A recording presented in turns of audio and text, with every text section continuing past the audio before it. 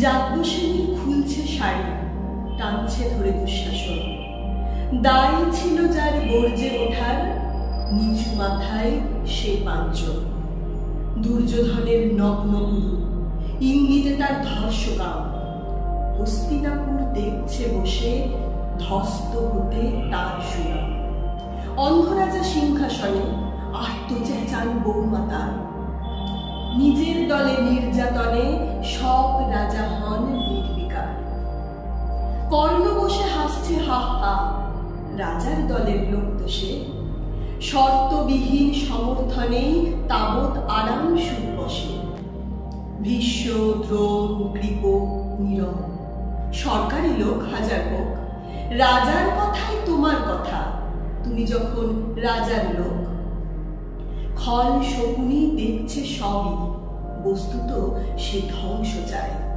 ঘরের মাটি লাল হয়ে যাক দেশ বিভাগের যন্ত্রণায়।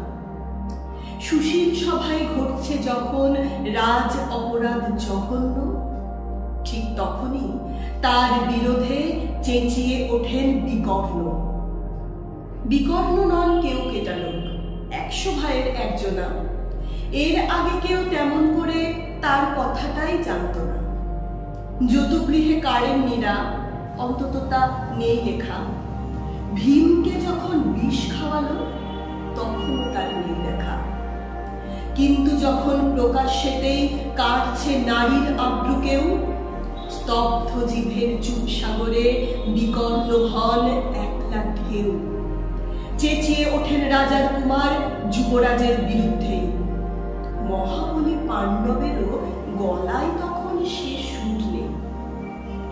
রাজা যখন নীরব থেকে সায় দিয়ে যান ধর্ষণে, ঠিক তখনই সমস্ত যুগ বিকর্ণদের শাসন।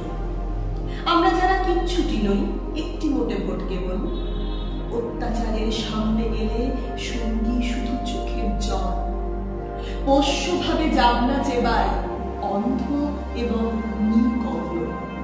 প্রার্থনা থাক আমরা যেন একবার হই বিকর্ণ।